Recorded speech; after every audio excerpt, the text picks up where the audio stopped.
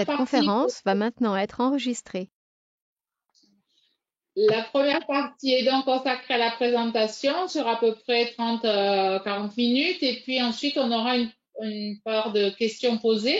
Donc vous pouvez poser vos questions par chat puisque pour des raisons de facilité d'écoute, on a coupé l'ensemble des micros et donc vous pouvez poser vos questions par chat quand elles vous viennent et on y répondra par contre qu'à la deuxième partie du webinaire. Donc, Marie, on ne te voit plus en caméra, mais tu dois être par là. On propose de te donner la parole pour ta Oui, présentation. donc bonjour à tous. Donc je vais vous présenter le programme SPIADI 2020 et plus particulièrement axé donc sur la réanimation. Donc le PROPIAS, donc le Programme national de prévention des infections associées aux soins, est défini comme prioritaire donc la réduction du risque infectieux associé aux dispositifs invasifs tout au long du parcours de santé. Et la prévention des infections associées aux dispositifs invasifs nécessite une stratégie d'action combinant la surveillance des infections, la formation des professionnels et l'évaluation des pratiques. Donc c'est donc ce que va vous proposer donc le programme SPIADI au travers des 3 volets. Donc le premier volet surveillance, le second observation des pratiques et le troisième formation.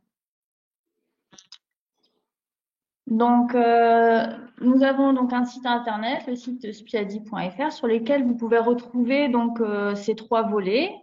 Au niveau des surveillances, vous allez avoir un espace dédié pour l'inscription et puis ensuite tout ce qui est saisie des fiches, documentation, résultats pour les années antérieures. Une partie observation des pratiques, où vous allez pouvoir vous inscrire aux 2 modules, Observa 4 et Reasync, et puis retrouver également tous les documents nécessaires pour réaliser ces 2 enquêtes. Et puis une troisième partie avec l'ensemble des diaporamas de la journée nationale SPIADI, de la première journée nationale SPIADI qui s'est tenue donc le 15 octobre 2019 à Tours. Et puis prochainement donc toutes les informations sur la prochaine journée. Donc, je vais commencer avec le volet surveillance, donc qui se déroule donc c'est une enquête qui se déroule sur 3 mois au minimum, compris entre le 1er janvier et le 31 mai 2020. Donc en fait, vous pouvez commencer n'importe quel jour. Dernière limite, ça serait donc le 1er mars pour avoir 3 mois avant le 31 mai, donc mars, avril, mai. Vos fiches, que ce soit vos fiches patients ou vos fiches données établissement, donc données d'activité, doivent être saisies avant le 30 juin pour pouvoir en fait récupérer vos résultats au niveau de la journée nationale du 13 octobre 2020. Donc le premier module qu'on vous propose, c'est le module Bactadi+.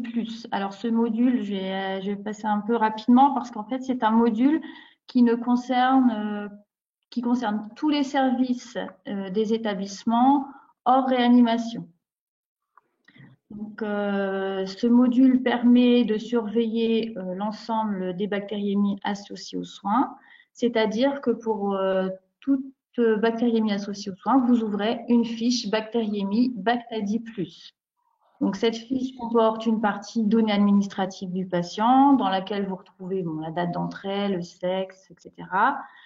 Et une partie donnée qui est relative donc à l'infection, à la bactériémie associée aux soins. Donc, on vous demande la date de l'épisode, la date du diagnostic, l'origine et la porte d'entrée. S'il s'agit d'une porte d'entrée associée à un dispositif intravasculaire, on va vous demander donc de documenter des questions en plus, c'est-à-dire la date de pose, le site de pose, etc. C'est des thèmes en lien donc avec la porte d'entrée intravasculaire. Et puis cette année, la nouveauté, c'est le module optionnel en lien donc avec les portes d'entrée urinaires. Donc si vous avez une bactériémie associée aux soins avec une porte d'entrée urinaire, on vous demande si un sondage a eu lieu dans les 7 jours précédents et si oui, donc des items supplémentaires comme la date de pose, le retrait et la date de retrait le cas échéant. Le reste est identique par rapport à l'année dernière. On a rajouté quelques profils de résistance supplémentaires au niveau des micro-organismes. Donc voilà, ce module, c'est une surveillance donc, des bactériémies associées aux soins avec une documentation plus précise des bactériémies associées au dispositif intravasculaire et en optionnel, une documentation plus précise des bactériémies à port d'entrée urinaire chez les patients ayant un antécédent récent de sondage vésical.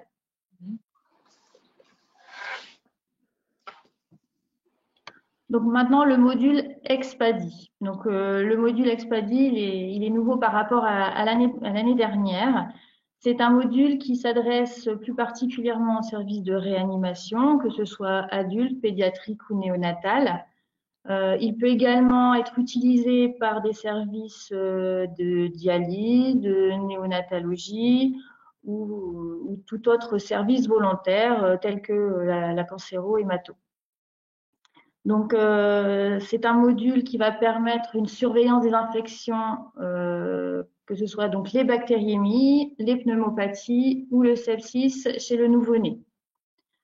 Donc, c'est un peu le même principe que Bactadi+, c'est-à-dire que vous allez ouvrir une fiche bactériémie uniquement quand vous avez une infection, donc une bactériémie associée aux soins.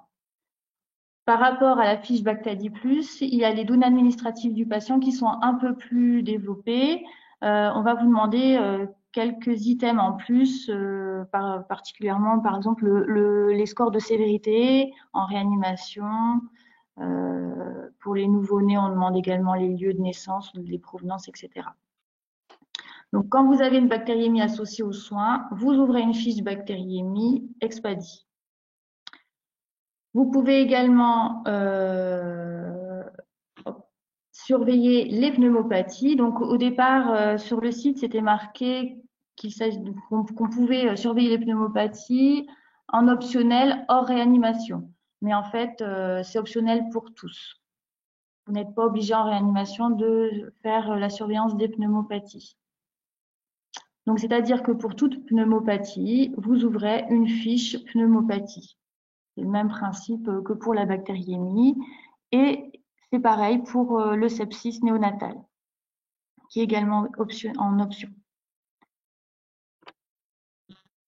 Mais parallèlement à ça, vous devez remplir un tableau qui va permettre en fait de mesurer l'exposition aux dispositifs invasifs à l'échelle du service.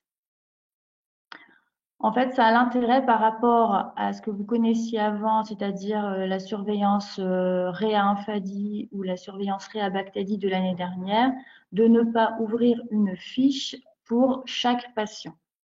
En fait, vous ouvrez des fiches infection uniquement quand vous en avez une. Et l'exposition est mesurée grâce à ce tableau, au tableau EXP. C'est-à-dire que ce tableau est à remplir chaque jour par quelqu'un du service de réanimation ou par l'hygiéniste qui se rend dans le service ou qui téléphone dans le service chaque jour. Après, chacun s'organise comme il l'entend. Donc, il note la date, le nombre d'admissions du jour, le nombre total de patients présents et puis le nombre de patients avec CBC, avec CCI, avec PIC. Vous remplissez en fonction des dispositifs que vous souhaitez surveiller. Ainsi, vous pourrez obtenir vos taux d'incidence pour 1000 journées cathéter. Donc, cette surveillance, c'est comme la surveillance Bactadi+, elle est sur une période minimale de 3 mois, compris entre le 1er janvier et le 31 mai 2020.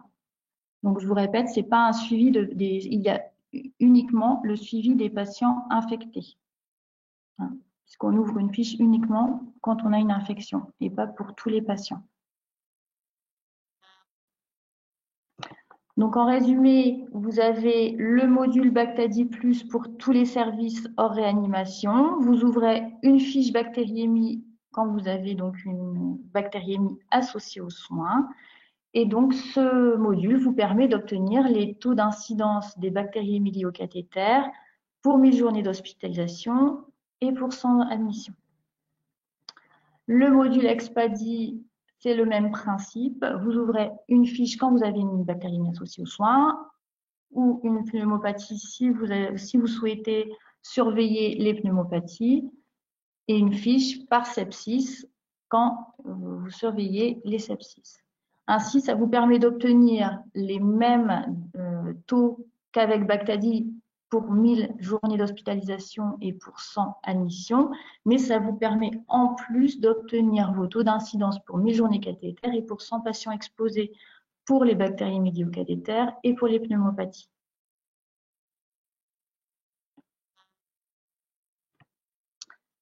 Enfin, le troisième module, c'est le module Infadi qui regroupe 3 sous-modules. Donc, le module Réa Infadi qui est, si vous voulez, la continuité de Réa Raisin.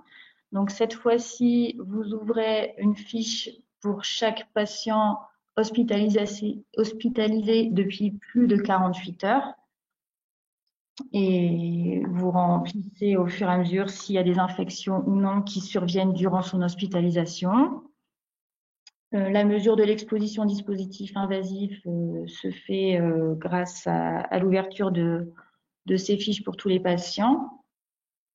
Il en va de même pour Néo-Infadi. Vous ouvrez une fiche patient pour tout nouveau-né porteur de CVC ou de CVO.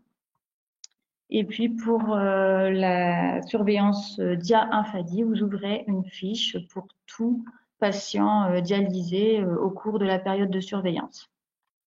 Là, il n'y a pas eu de changement par rapport à l'année dernière. On garde les mêmes modules.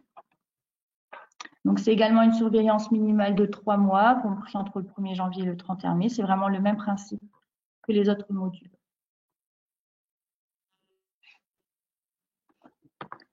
Donc, vous pouvez obtenir vos résultats au niveau du site Spiadi. Donc, vous pouvez obtenir donc vos taux d'incidence des bactériémies acquises dans l'établissement sous forme de tableau.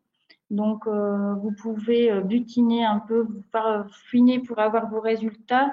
Vous avez des sélecteurs. Donc, les sélecteurs vous permettent de sélectionner les UF que vous souhaitez regarder. Vous pouvez aussi sélectionner par type de cathéter, par type de dénominateur, si vous voulez regarder que les taux d'incidence pour une journée, par exemple.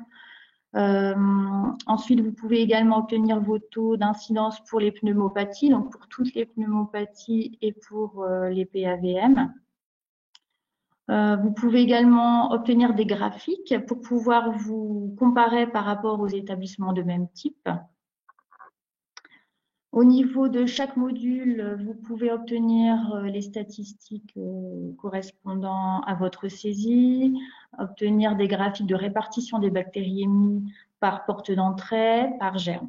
Et un petit peu à la fois, on étoffe cette partie du site. On rajoute des graphiques en fonction notamment des demandes de certaines personnes.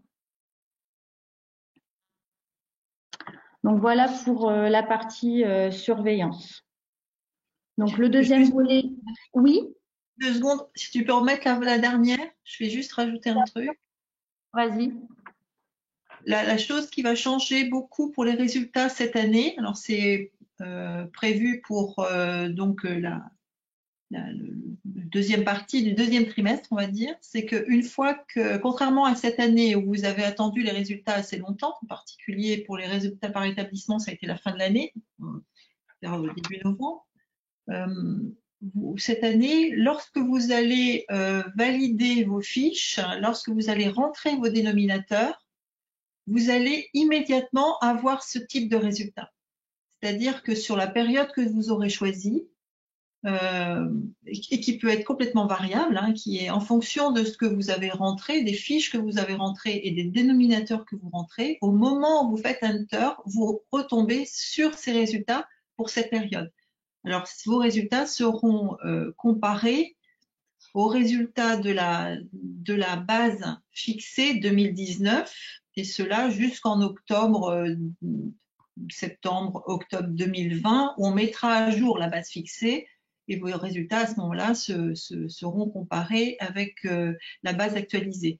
Mais c'est vraiment le grand changement cette année, c'est que au lieu d'attendre plusieurs mois pour avoir vos incidences et par cathéter, vos graphes, savoir si vous êtes outlier ou pas, vous n'allez pas attendre, vous allez avoir vos résultats immédiatement. Ça, c'est une grande différence par rapport à l'an passé. Marie, vas-y. Oui, je continue. Donc, le deuxième volet du programme SPIADI, c'est le volet d'observation des pratiques. Bonjour. Oui, Et je suis bonjour. désolé. 2 secondes, ouais. Bruno Fillou, je suis médecin en réanimation à la clinique des Cèdres, à Cornebarieux. Bonjour. Bonjour. Je suis connecté par téléphone depuis une quinzaine de minutes environ et je viens de réussir à me connecter sur l'ordinateur. Donc maintenant, je suis le reste de la réunion. Très bien. Donc, le module d'observation des pratiques, deux enquêtes proposées. Donc, la première, Observa 4, qui est un module d'observation des pratiques concernant donc la pose des cathéters, que ce soit des cathéters centraux ou cathéters périphériques, observation de pose d'une aiguille sur CCI et observation donc de gestion des lignes, que ce soit manipulation proximale ou distale. Donc, ça va nous permettre de faire un état des lieux des pratiques, de voir les écarts justement par rapport aux bonnes pratiques et d'essayer d'identifier donc les freins par rapport à l'adhésion de ces pratiques. Et puis aussi identifier des pistes d'amélioration et des priorités pour la formation.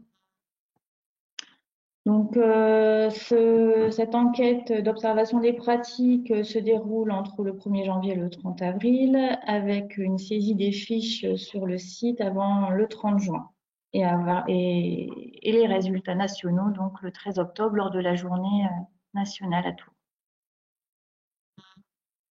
Donc, on vous propose 5 grilles au choix, donc avec un nombre limité d'items. Donc, vous verrez, après, j'ai un petit peu détaillé, mais vous avez des items sur des gros points que l'on souhaite observer. Et puis, à la fin de l'observation, on a intégré un entretien dirigé donc, avec l'audité. Donc, nous, ce qu'on recommande, c'est de faire 30 observations. Donc, après, vous répartissez comme vous le souhaitez. Hein, si vous voulez faire 5 observations de l'une, 6 de l'autre. Vous faites vraiment comme vous le souhaitez. Au minimum, ce qu'on veut quand même, c'est au moins 5 observations. Vous faites dans les services que vous souhaitez. L'enquêteur doit être soit un hygiéniste ou un référent formé par l'hygiéniste. Donc, l'un des grands thèmes qu'on a souhaité observer, c'est la préparation du site d'insertion. Donc là, vous avez l'exemple, par exemple, de la préparation du site d'insertion. Donc, vous voyez, on vous demande si la peau nécessite un nettoyage, si elle a été nettoyée, avec quel antiseptique, etc. Donc, vous voyez, c'est des questions assez simples. Ensuite, le deuxième grand thème, c'est l'hygiène des mains. Donc, l'hygiène des mains avant la pose du dispositif. Donc, là, notamment de pose d'un CVC. Donc, on vous demande s'il y a eu un geste d'hygiène des mains, si c'était une friction ou un lavage, et si cette technique était conforme. Donc, dans le protocole, vous avez les critères de conformité. Si les critères ne sont pas remplis, la technique est donc considérée comme non conforme. Donc voilà un deuxième exemple d'item sur l'hygiène des mains avant l'insertion. Donc vous voyez, c'est vraiment toujours sous la même forme. Et puis on a également tenu donc à observer donc la tenue, que ce soit de l'audité ou du patient, avec toujours les critères de conformité au niveau du protocole.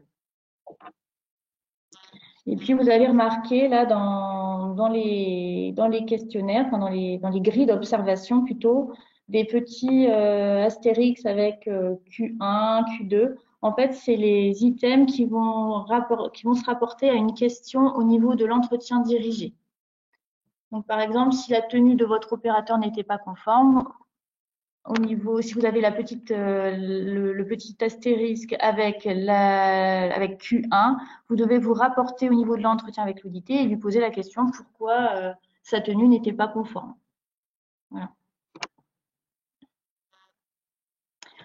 Donc les inscriptions pour les observations de pratique se font également sur le site de la SPIADI, au même titre que la surveillance. La charte d'engagement est valable pour la surveillance et pour les enquêtes d'observation des pratiques. Et puis, si vous avez des difficultés concernant donc ce module et puis tout autre module de SPIADI, vous pouvez nous contacter via notre boîte contact@spiadi.fr. Donc voilà pour le module Observa 4. Donc le deuxième module d'observation des pratiques, c'est le module Reasync qui s'intéresse vraiment plus donc au service de réanimation et plus particulièrement au service de réanimation qui participe à la surveillance SPIADI, donc soit au module EXPADI, soit au module Réa-Infadi.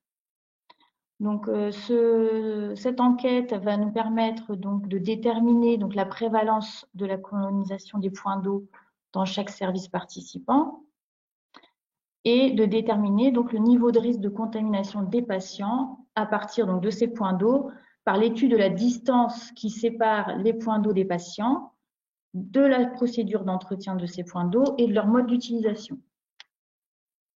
Donc, ces résultats ont pour objectif donc, ensuite de sensibiliser les professionnels au risque épidémique et qui est associé à la colonisation des points d'eau dans les services de réanimation. Donc, pour participer à cette enquête, il faut s'inscrire donc sur le site web de la SPIADI. Il faut être inscrit au préalable à l'un des modules de surveillance dont je vous ai parlé à l'instant. On va donc vous demander, lors de cette inscription, de remplir un formulaire pour désigner en fait le destinataire des écouvillons qui vont permettre de réaliser cette étude.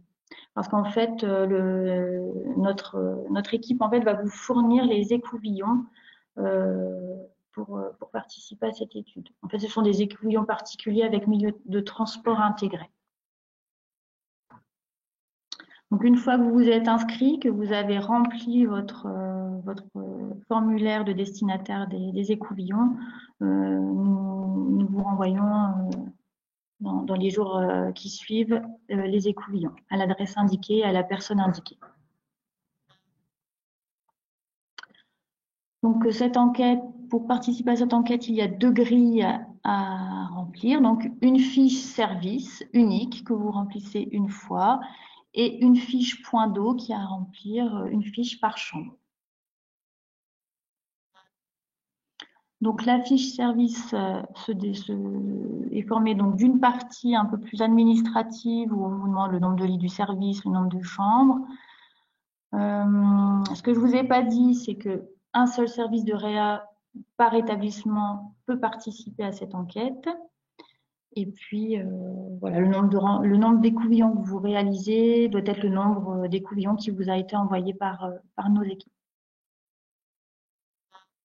La deuxième partie de cette fiche, en fait, permet de nous indiquer l'entretien des points d'eau au niveau de votre service. On va vous demander si les siphons sont régulièrement désinfectés. Si oui, on va vous demander le rythme de la désinfection, le produit utilisé, la concentration utilisée, les volumes, et puis si vos lavabos sont équipés d'un mécanisme qui permet donc de stopper l'écoulement lors de la désinfection, et puis préciser donc le temps d'exposition à ce désinfectant. Et puis donc le deuxième sorte de fiche, donc la fiche point d'eau, donc une fiche point d'eau à remplir par chambre. Donc, le point d'eau numéro 1 sera par défaut le point d'eau le plus près du patient. Vous ne devez écouvillonner que 2 points d'eau par chambre et un point d'eau ne peut pas être prélevé 2 fois. Et puis, vous verrez, il y a quelques petites questions par rapport à ces points d'eau, notamment la distance entre le point d'eau et le patient, s'il y a des cloisons qui séparent les points d'eau des patients, etc. Et à quoi servent ces points d'eau.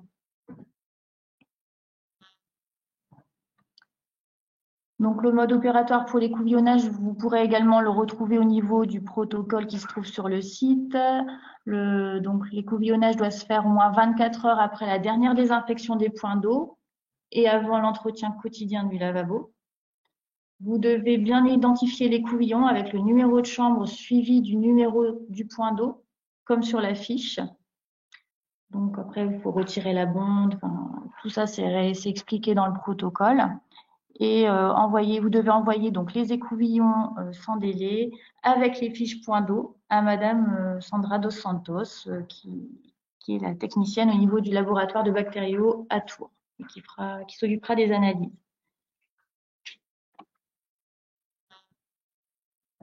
Donc voilà pour l'enquête Reasync. Et donc le troisième volet donc du programme SPIADI, c'est la deuxième journée donc nationale SPIADI qui se tiendra donc le 13 octobre à Tours au Palais des Congrès comme l'année dernière. Donc lors de cette journée seront présentés donc les résultats de la surveillance et des enquêtes, donc l'enquête Observa 4 et l'enquête Reasync. Et puis ce sera aussi l'occasion donc de partager des expériences avec d'autres établissements et puis d'échanger. Nathalie, si tu as des choses à rajouter par rapport à la formation. Oui, je vais rajouter deux, trois choses, mais c'est surtout pour appuyer certaines pourquoi nous avons évolué en fait par rapport à l'année dernière. Donc c'est en fonction des résultats en particulier. Comme vous avez vu, donc vraiment ce que l'on recommande pour vous, les services de réanimation, c'est Expadi. Hein, c'est une volonté de passer à la surveillance unit-based et laisser du temps, vous laisser du temps pour en particulier aller observer les pratiques, puisque la surveillance patient est très chronophage. Donc on se lance cette année avec Expadi. Ça nécessite une organisation pour récupérer ces dénominateurs. Et Marie a quand même présenté Bactadi Plus, alors qu'on ne le recommande pas pour les services de réanimation, mais c'est voulu, puisque si vous ne pouvez ni participer à Expadi, vous pensez que vous ne pouvez pas y arriver, ou si vous pouvez, et encore moins participer à une surveillance patient réinfadie ou néo-infadie en l'occurrence, eh bien faites participer quand même avec Bactadi. Ça sera toujours mieux que ne pas participer du tout, puisque c'est important d'avoir vos chiffres. Alors, vous les aurez pas sur 1000 journées cathéter ou sur 100 patients exposés, mais vous les aurez sur 1000 journées d'hospitalisation et pour 100 admissions, ça sera déjà pas mal. Donc voilà, ça c'est pour la surveillance. Ce qui est important aussi, si vous avez plusieurs services de réanimation, pour ne pas perdre toute votre énergie, n'hésitez pas à ne participer que pour un service. C'est tout à fait possible. Hein. C'est vrai pour le reste de l'établissement d'ailleurs. Hein. Il n'y a pas besoin de surveiller dans tous les services. On sait que ça peut être très chronophage pour les gros établissements. Ce qu'il faut, c'est prendre en priorité évidemment les secteurs où vous avez le plus d'infections. Et on a bien vu avec les résultats 2019, c'est la réanimation, c'est la cancéro, l'hémato et l'hémodialyse. Et donc la réanimation est bien dedans.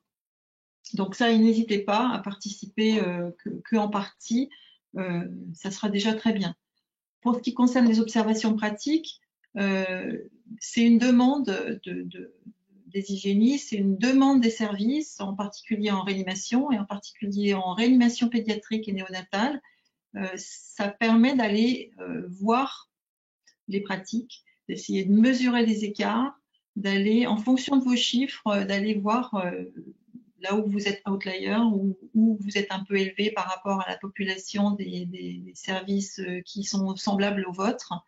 Eh bien, allez observer. Alors, on a fait pas mal de propositions avec ces fiches. On peut à peu près voir l'insertion de tous les dispositifs, sauf les CCI, parce qu'on a vu en 2019 qu'il n'y avait pas de problème au niveau de la pause.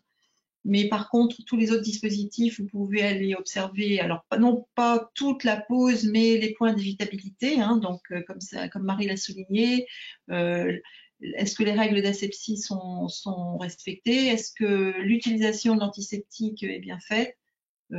Voilà, ça va être des choses. Et puis surtout, prenez du temps pour aller parler avec les gens après l'observation pour essayer de comprendre les écarts aux recommandations.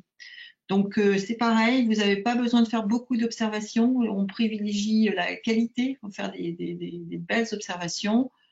Comme ça, on aura des belles données, on saura où on en est sur justement ces bonnes recommandations pour la pose et l'utilisation des dispositifs. Mais l'important, c'est de participer. Et puis, pour en revenir à ReaSync, qui est là pour le coup complètement spécifique à la réanimation et qui c'est une enquête ponctuelle, hein, il n'est pas du tout dit qu'elle sera reconduite. Hein, elle va bénéficier donc d'un certain support, hein, évidemment, qui a un coût, donc on fera peut-être différemment l'année prochaine.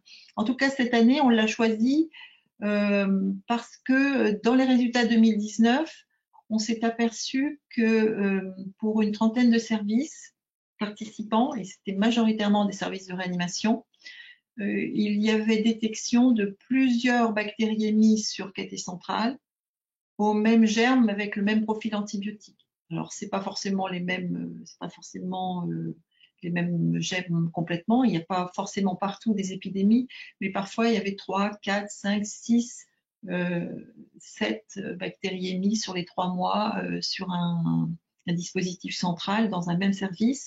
Et ça suggère, ce qui est décrit dans beaucoup de réanimations, que, éventuellement une source environnementale avec, dans une grande partie des cas, souvent est retrouvée comme milieu de contamination privilégié les points d'eau. Donc là, on a voulu faire ce module ReaSync pour, comme action, comme l'a dit Marie, comme action de sensibilisation.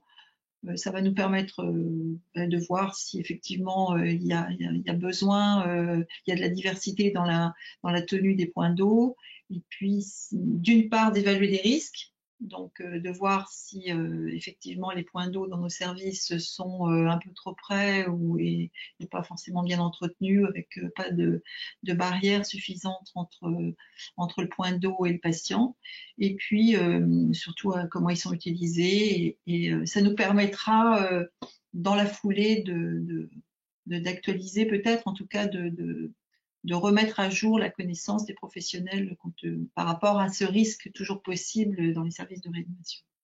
Donc voilà le sens de ce qui est proposé cette année. Donc on espère que ça vous plaît et que vous allez participer nombreux.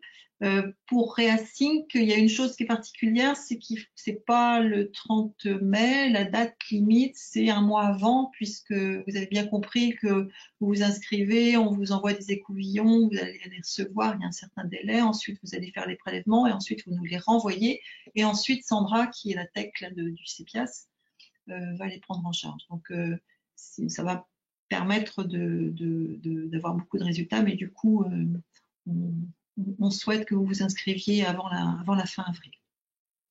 Donc voilà ce que je voulais rajouter. Puis on est à même toutes les deux avec Marie de vous proposer de répondre à vos questions si vous le souhaitez. Ah ben voilà, elle est revenue. Voilà.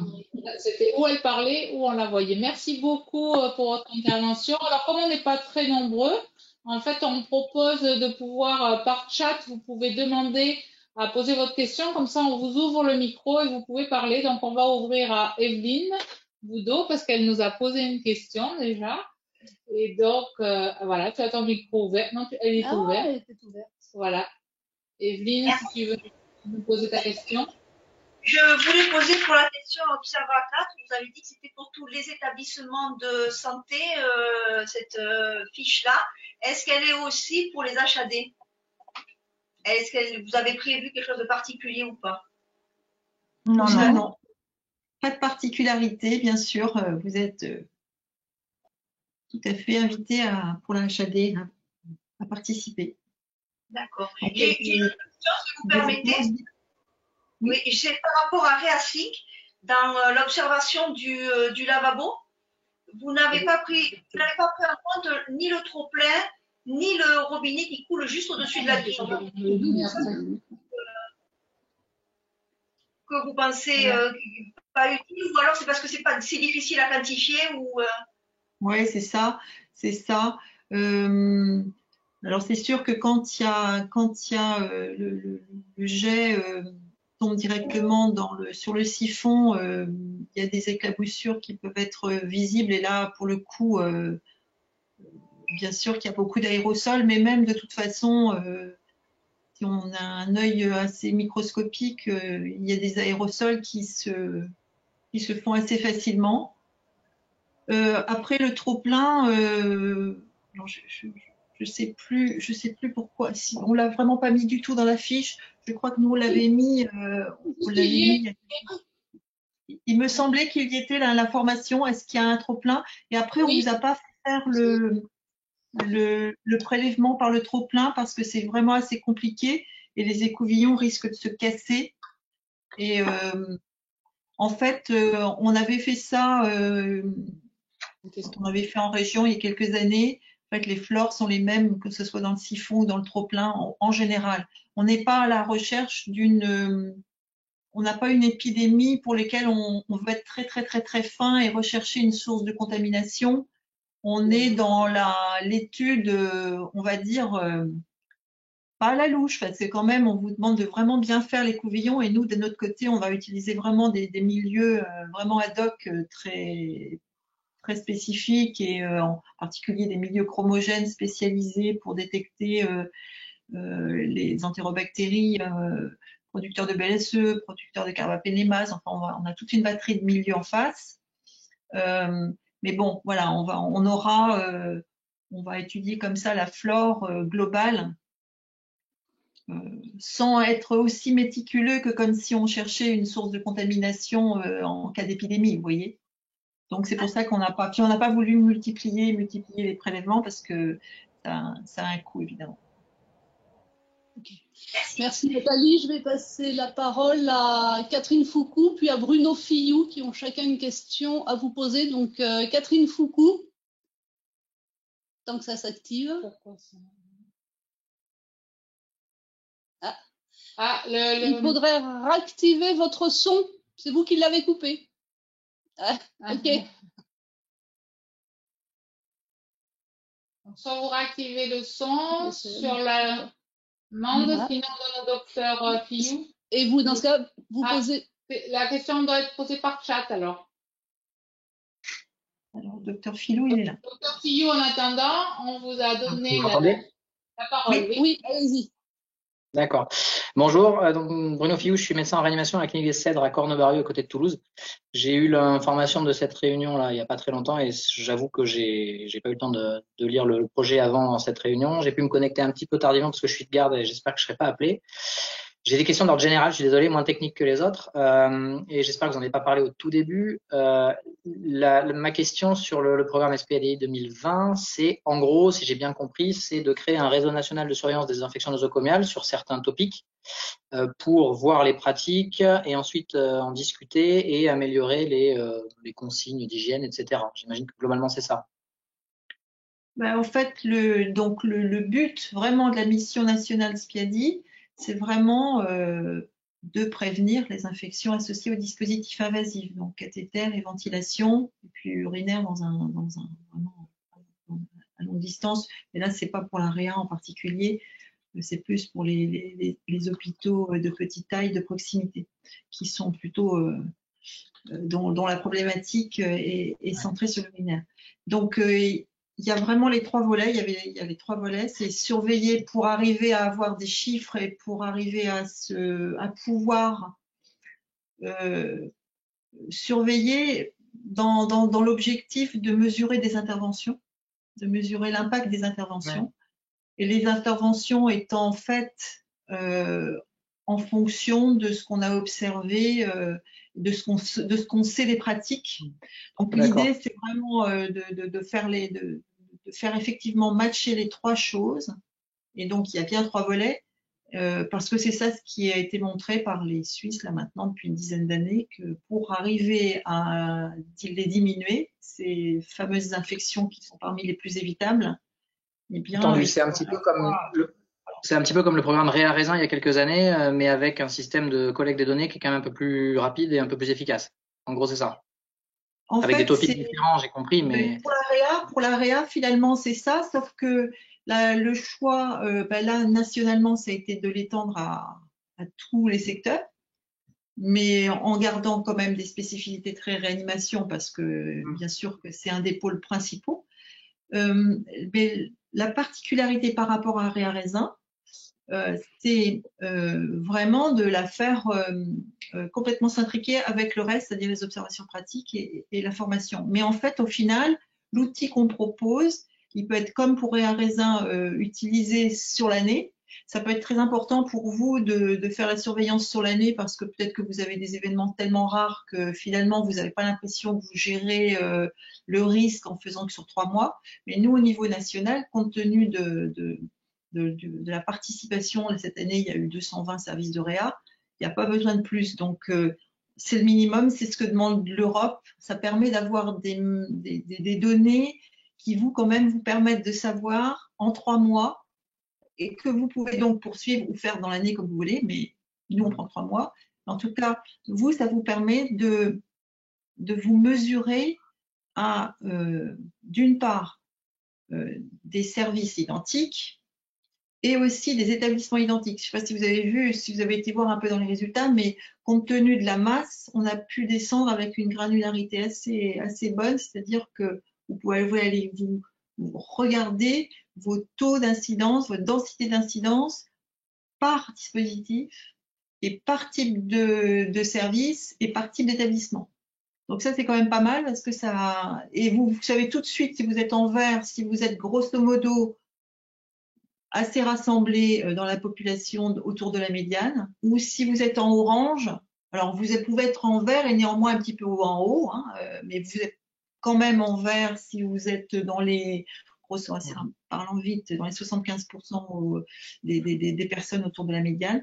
Et puis si vous êtes en orange, ça veut dire que vous êtes outlier. Donc là, c'est vrai que ça vous montre que vous avez une capacité d'amélioration, c'est vraiment assez important. Je vais essayer de pas monopoliser la discussion, mais nous, on a comme dans tous les gros services de réanimation, une veille un peu interne de désinfection nosocomiale, désinfection cathéter, etc., qui a comme défaut de pas être partagée sur le plan national, effectivement. Donc, j'ai bien compris l'intérêt de ce que vous dites. Bon, versant docteur, je comprends l'intérêt de la démarche, etc. Versant structure, moi je suis dans une structure une clinique privée. Est-ce qu'il y a déjà l'essence c'est une participation volontaire, j'imagine, à ce réseau-là. Il y a aucun caractère obligatoire. Est-ce que ça apporte quelque chose à la structure, cette participation-là, à part un critère de qualité comme ils sont évalués régulièrement chaque année? Ben oui, parce que c'est la chose qui est la plus importante, c'est que ça, dans le bilan LIN, vous savez, vous êtes amené à répondre l'établissement est amené à répondre à certains critères, et un des critères est la participation au réseau. Ça ne dit pas du tout dans quelle mesure. Si c'est à l'échelle de l'établissement entier ou à l'échelle d'un service, on n'est pas là, au contraire. Mais la surveillance est un plus, ça c'est sûr. Et ça, c'est pas prêt de changer. C'est plutôt l'inverse, puisque bon, c'est quand même montré quelque part que quand vous faites ça, bon, ça amène à des améliorations. Après, par rapport au temps que vous pouvez y passer ou pas, c'est vrai qu'un des objectifs.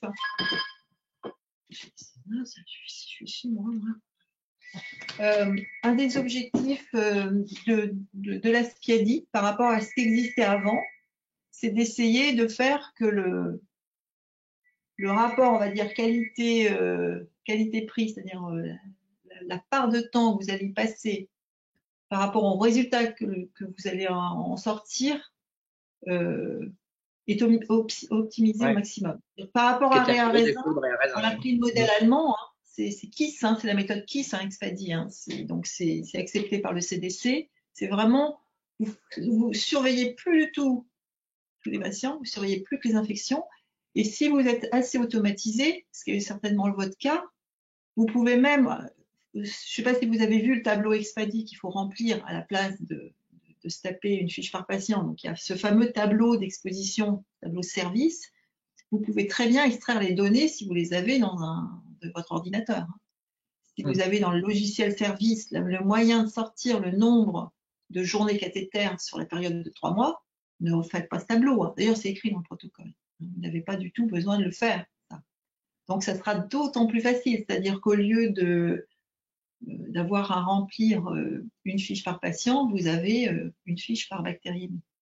Ça n'a plus du tout, ça n'a plus aucune mesure par rapport à 3 mois. Je ne sais pas combien vous avez de bactériémie sur 3 mois, mais vous n'avez pas 30. Entendu. Ok, c'est bon pour moi.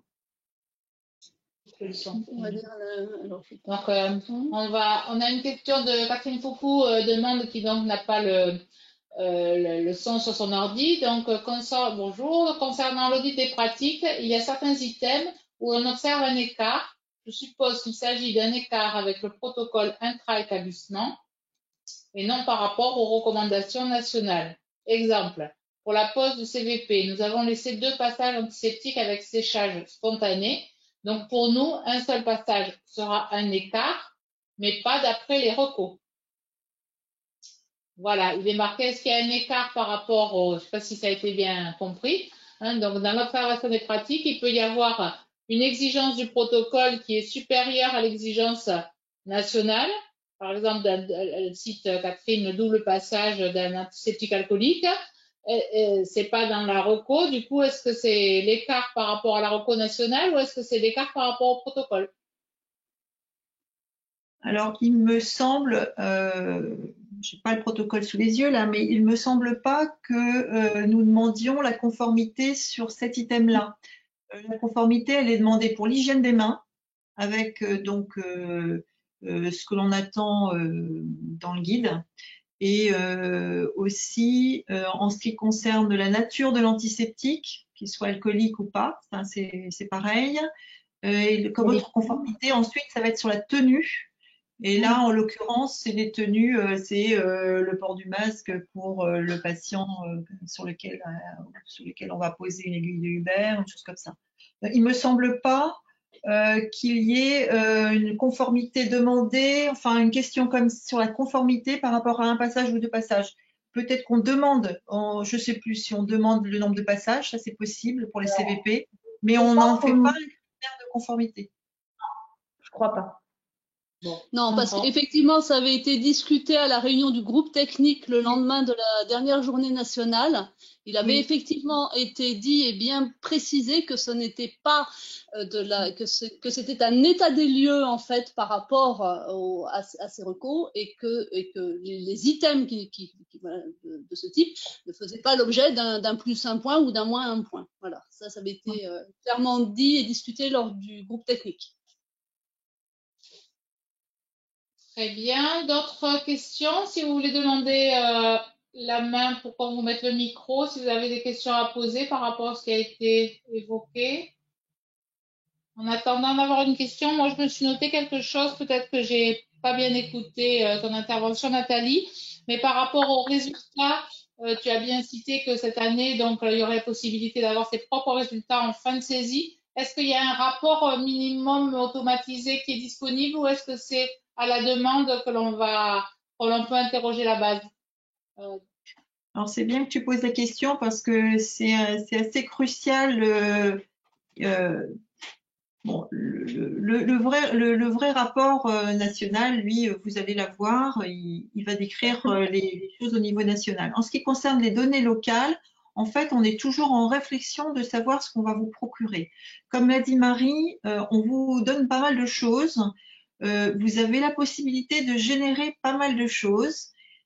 En fait, on fonctionne comment? On fonctionne avec la boîte contact, c'est-à-dire que vous êtes nombreux à faire des propositions de choses que vous voudriez avoir.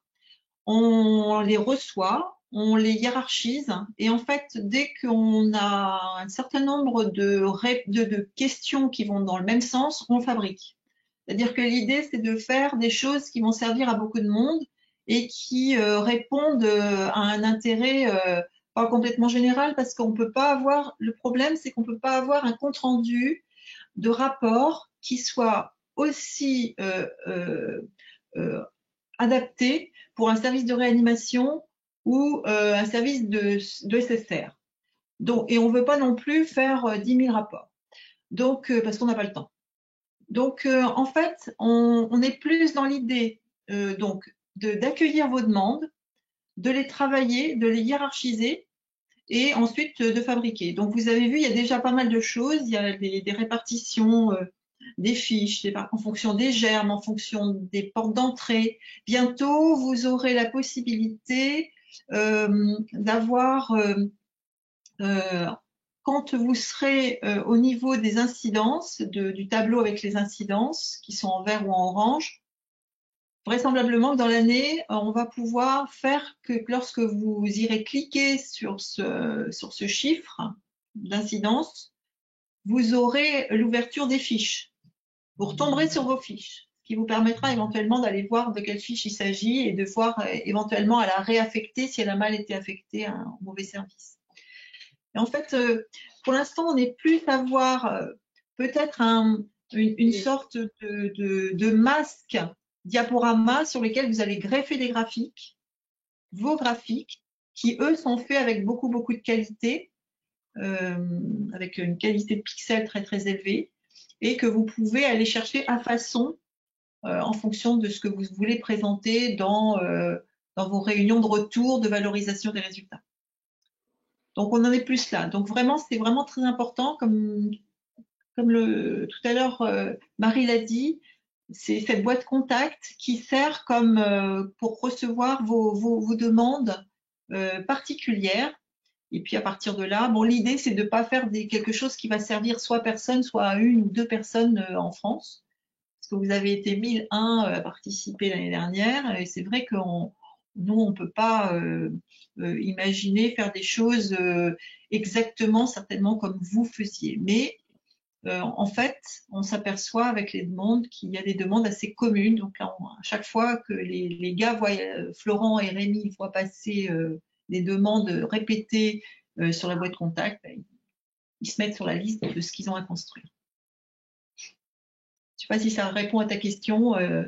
Oui, très bien, mais c'est sûr que c'est une demande des établissements parce que les établissements n'ont pas nécessairement le temps. Bien sûr que c'est beaucoup plus souple. Ce que vous proposez est très varié. On peut aller interroger beaucoup de choses, mais quand les gens manquent de temps, finalement, d'avoir quelque chose d'un peu automatisé, systématique, qu'ils peuvent diffuser, pour après aller rentrer dans le détail, ne serait-ce qu'avoir envie d'aller plus loin, d'aller voir des choses. Voilà, je pense que ça mûrira sans doute, comme tu l'as dit. En fait, on a quand même déjà, d'une part, donc les tableaux qui peuvent être exportés, les tableaux d'incidence, les fameux tableaux avec, comme vous voyez tout à l'heure, avec les chiffres en orange et en vert, c'est des tableaux qui sont exportables et qui sont utilisables tels quels, sur lesquels on peut soit tout mettre son hôpital, soit mettre des services particuliers. Il suffit de les sélectionner avant d'exporter le PDF. Donc ça, c'est déjà des tableaux de résultats. Ensuite, il y a aussi, quand vous allez dans la base de données, vous allez aller sur la partie données de votre espace, là, vous avez une sorte de listing. Pour l'instant, c'est encore un listing avec un peu comme vous aviez dans les rapports automatisés jusqu'ici, il faut bien le dire, dans les autres surveillances, avec le nombre de fiches, le nombre de bactériémies, la liste des germes, les pourcentages. Déjà, ça aussi, ça peut être exporté facilement. Et puis, vous avez les graphes, donc les fameux graphes qui sont pré-proposés.